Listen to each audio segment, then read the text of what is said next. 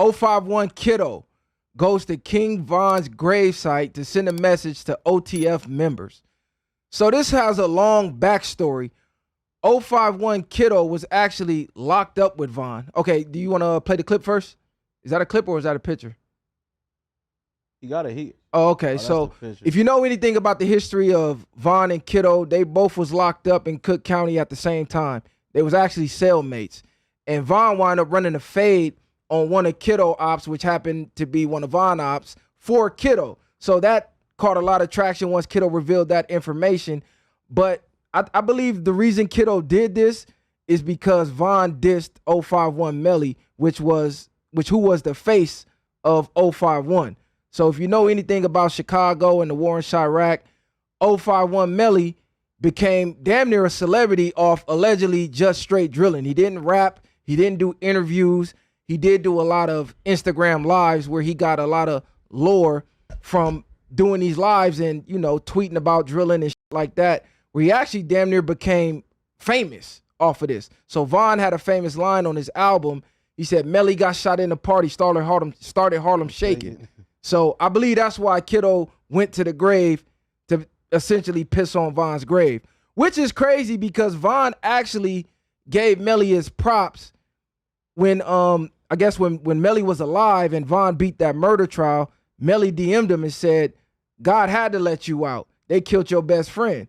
So he was low-key congratulating Von for beating the trial because his best friend T. Roy got killed while Von was in jail. And Melly reached out like, man, God had to let you out because you got to get your get back. You can't go do life and your best friend just got killed. He got to give you action and some get back. So Von was like, man, that's some real-ass shit for a ass op to say, but that's some real shit. And he gave Melly his props. Like, he was really out here doing what he said he was doing. So to turn around, say all that, and then diss him in his rap, I know Kiddo probably looking at it like, what the f***? What y'all think about it? This was a weird clout move to me, and it's stupid because, yeah, it's your op, but you was in the cell with the probably didn't fight him. And on top of that, you said Von took phase for you. So essentially the nigga was protecting you for you to go and say, well, he dissed your ops and all that. You could have said his ops and everything else. I won't be surprised if, and God forbid, but if something happened to Cub, because like for you to go piss or do all this on Von thing, but you wouldn't do this while he was alive is crazy work to me. Regardless if it's your op or not, he had some type of respect for you. If you lived with the in jail and then the took phase for you to go do this is wild. But you got to look at it. Melly is the face of their hood. So it's like the main trophy from your hood, the Gravedigger. This the main one putting on for your hood. He just dissed him on one of the most famous drill albums. So now not only is every one of their ops, that's one of their favorite lines. Well, Melly got shot in the party, started Harlem shaking. He got regular squares in the world singing this when the song come on. So every time this song play, you got to hear that shit. He like, man, f that. Yeah, but that's cool, but that wasn't your real relationship with Von. You didn't hate Von like you acting like you did. You sat in the cell with him, didn't fight him.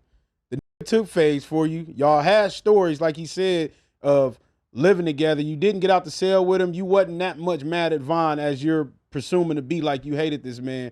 Or if you just doing this to make other people mad, yeah, I see why you doing it, but to not have zero respect for him after, even if this is your op, after you lived with this, he took phase for you and did everything else. Like, yeah, but even if he dissed his main man, that's not you. Like, y'all didn't have that relationship. I mean, at the end of the day, it's like somebody was like, oh, none of these dudes would have came out if it was Von and all this stuff. I mean, bro, look, he's disrespecting his grave. Von is dead.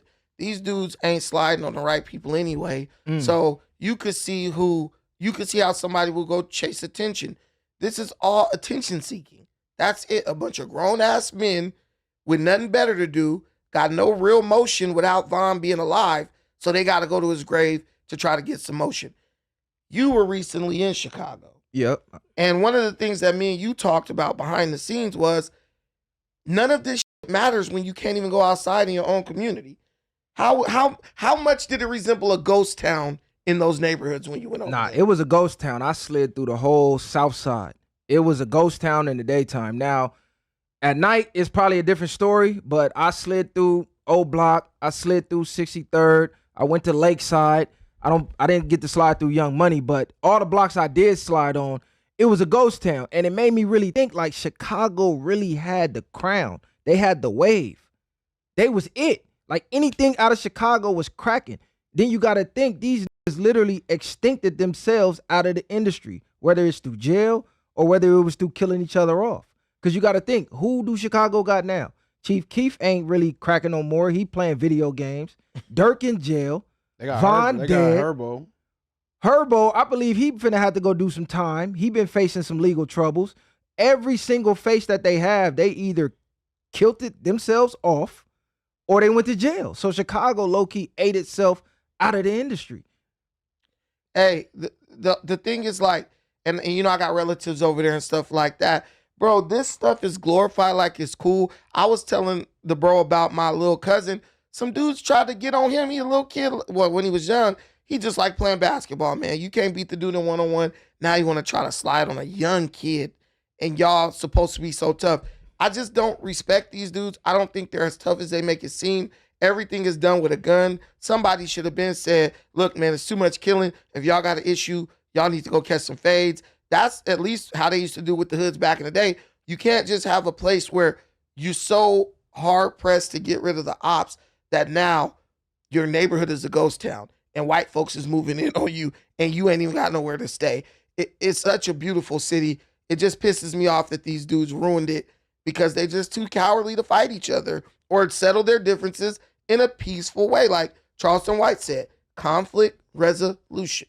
You think it's too cowardly to fight or it's too much blood spilled to where it's like we've been past fighting? The only thing I could think of to where you still pulling guns when you can't, when like no one's even outside in the day, you just got to be scared, bro. Like, because even in where we from like Long Beach, LA, right? Niggas could be beefing, but we still gonna pop out to where we want to go. Yeah, but see, it's different out here. Out there, I believe you can get away with a lot more than out here. So I believe that's why they moving the way they move. Because if we had the laws they had out there or the laws was looking the other way, seemingly the way that they do out there, it'd be up. And we know it would because all you got to do is go look in the 80s and 90s when our murder rate was through the roof.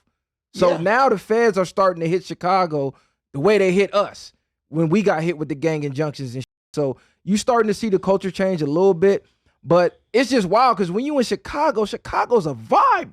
It's so nice. Bad bitches. Downtown is lit. They nightlife is fucking our nightlife over. So you out there, you like, why these niggas mad? Nigga, your city is lit. I think it's always different. The same way people think it's palm trees and everything else out here and why it's gang banging. So it's always different when you go somewhere else.